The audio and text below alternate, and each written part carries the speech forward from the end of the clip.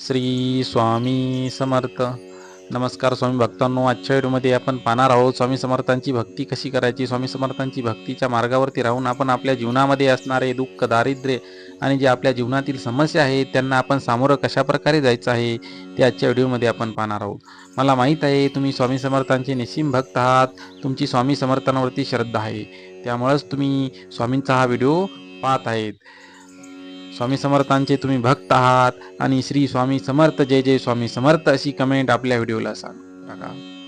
स्वामी समर्थांचे हे विचार तुमच्या जीवनामध्ये एक नव चैतन्य घेऊन येतील, तुमच्या जीवनाला नवी दिशा देण्याचं कार्य स्वामी समर्थांचे विचार करत असतात. श्री स्वामी समर्थांची भक्ती ही एक अत्यंत शुद्ध आणि आनंददायक जीवनाच्या मार्गावरती नेणारी आहे. जीवनातील प्रत्येक अडचण, संकट किंवा दुःखात स्वामींच्या भक्तीचा आधार घेतल्यास ते सहजपणे पार पडतात. त्यांची भक्ती ही केवळ एक धार्मिक क्रिया नाही, तर ती आत्मज्ञान प्राप्त करण्याची, शांती मिळवण्याची आणि एक पूर्ण समाधानी जीवन जगण्याचा मार्ग आहे. याचा आपण विचार करून त्याप्रमाणे आपण भक्ती मार्गामध्ये रूढ झालं पाहिजे. श्री स्वामी समर्थांची भक्ती करण्याचे काही मार्ग आहेत ते आपण पाहूयात एक एक करून. स्वामी समर्थांची भक्ती ही सर्व कष्टांचा नाश करते. स्वामींच्या भक्तीने जीवनात आलेल्या सर्व कष्टांचा नाश होतो. जो व्यक्ती स्वामींच्या शरणागत होतो त्याला जीवनातील सर्व संकट पार करायला मदत मिळते, आध्यात्मिक उन्नती मिळते. श्री स्वामी समर्थांच्या भक्तीतच आध्यात्मिक उन्नती आहे. स्वामींचा मंत्र, जप, ध्यान आणि भक्तीने आत्मज्ञान मिळवता येतो. तसेच त्यांच्या भक्तीने आपल्या जीवनाला, मनाला समाधान मिळते.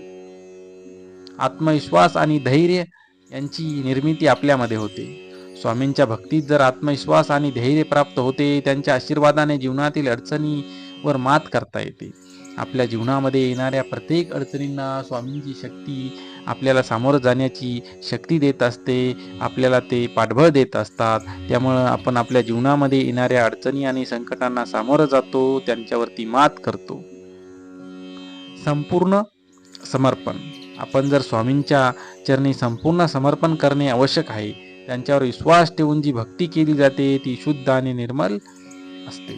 प्रत्येक व्यक्तीने स्वामींवरती श्रद्धा जर ठेवली असेल, आपल्या जीवनामध्ये किती जरी अडचणी आल्या तर आपण समजून जायचं की स्वामी आपल्या पाठीशी आहेत आणि तेच आपल्याला या संकटामधून तारणार आहेत. संकटांना आपण सामोरं गेलं पाहिजे. आपण आपलं जे कर्म आहे ते केलं पाहिजे. आपल्या कर्मावरती आपण निरंकुश न लावता ते पूर्ण जिद्दीने आणि समर्पक भावानं केलं पाहिजे. स्वामी पाठीशी आहेत या हिशोबानं त्याचं कर्म करून त्याला आपण सामोरं जाणं गरजेचं आहे. कारण जीवनामध्ये सुख दुःख तर येतच असतात आणि ते केवळ आपली परीक्षा घेण्यासाठी असतात. स्वामी स्वतः सांगतात की तुमच्या जीवनामध्ये येणारे जे सुख दुःख आहे ती केवळ तुमची परीक्षा आहे, तुमच्या कर्माची परीक्षा आहे. जीवनाचा उद्देश काय आहे ते पाहूयात. श्री स्वामी समर्थांच्या भक्तीत जीवनाचा उच्च उद्देश मिळवता येतो. त्यांचे उपदेश आणि मार्गदर्शन आपल्याला योग्य दिशा देतात. आपल्या जीवन जगण्यासाठी, आपल्या जीवनामध्ये येणाऱ्या अडचणीवरती मात करण्यासाठी स्वामी समर्थांचे जे विचार आहेत ते एक उद्देश आपल्याला देत असतात आणि आपल्याला कार्य आपल्याकडनं करून घेत असतात. संतुष्टी आणि शांती. स्वामींच्या भक्तीमुळे जीवनात संतुष्टी आणि शांती मिळते. त्यांच्या आशीर्वादाने एकाग्रता साधता येते. जर आपण स्वामींची भक्ती करत असोल, सकाळ संध्याकाळ त्यांचा जप करत असोल तर आपल्या मनाला एक शांती मिळते. मनामध्ये एक नवचैतन्य निर्माण होतं की आपण आज परमेश्वराची भक्ती केली आहे आणि त्या भक्तीचं फळ आपल्याला आज न उद्या मिळणार आहे ही मनामध्ये एक आशा निर्माण होते आणि आपण आशेनं आपल्या स्वामींकडे आतुरतेनं पाहत असतो. येणाऱ्या संकटांना दूर करण्यासाठी स्वामींचा धावा करत असतो. समाजासाठी कार्य.